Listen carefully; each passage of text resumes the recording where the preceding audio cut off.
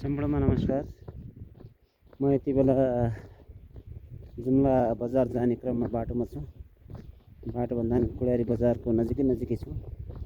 मेरो गाउँबाट झन्डै 1 घन्टाको हिँडाइपछि कुडारी बजारको नजिकै अब चाहिँ सवारी साधनहरू मिल्ने ठाउँसम्म पुगेको छु र माथितिर बाटो चाहिँ खुलेको छ। ट्र्याक्टरहरू आवत जावत गर्छ ढुवानीको लागि। जीवहरू सानो आइसहरू कुनै हिँड्दैन। बजार जाने क्रममा नजिकैको गाउँहरू यस्तो छ दृश्यहरू। यहाँ चाहिँ तपाईँहरूले देख्नुभएको छ, यो चाहिँ थुप्रै गाउँहरू छ। यो चाहिँ श्री सरस्वती महावीर उच्च माध्यमिक विद्यालय कुडारी चाहिँ दानीपाडा पनि छ। अझै टाढा चाहिँ सापुल्ली, स्याला लम्सेरा। यो चाहिँ कुडारी बजारको दृश्य।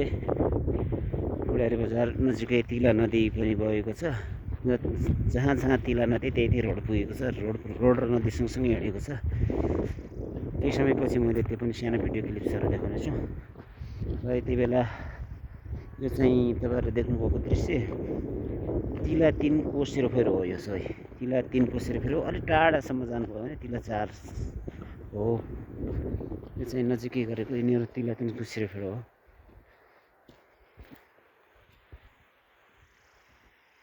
यता जम्मै घाँसे मैदानहरू छ। यसमा माथि कुडारी बजार भइहाल्यो। त्यसको लगतै कुडारी बजार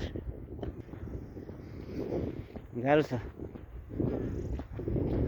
सवारी साधन पाइएन। अहिले 1 घन्टाको हिँडेपछि बल्ल रोडसम्म पुग्दैछु।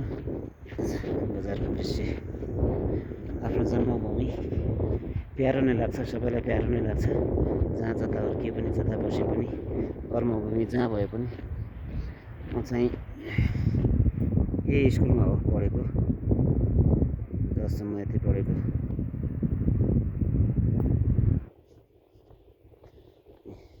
यो पनि देखाइहालौँ।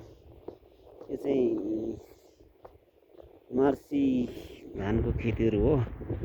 अहिले चाहिँ मार्सी धान 2-4 दिन अगाडि मात्रै हो सङ्कलन गरेको। नत्र चाहिँ मार्सी धान अटम्मै फलेको थियो। तिला नदी त्यता बगिरहेको छ। कर्णाली हाइवे पनि यतै सँगसँगै हिँडेको छ।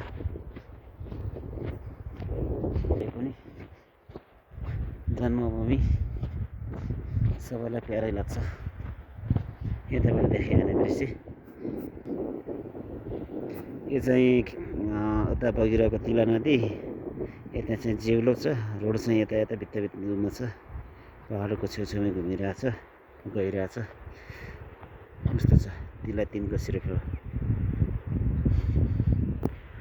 तिला गाउँपालिका 3 नम्बर वडा अन्तर्गतको भूभाग हो। यो चाहिँ गाउँहरू पनि त्यस्तै छ। 4-5 वटा गाउँ छ। यो चाहिँ बन्दै गरेको चाहिँ अस्पताल हो।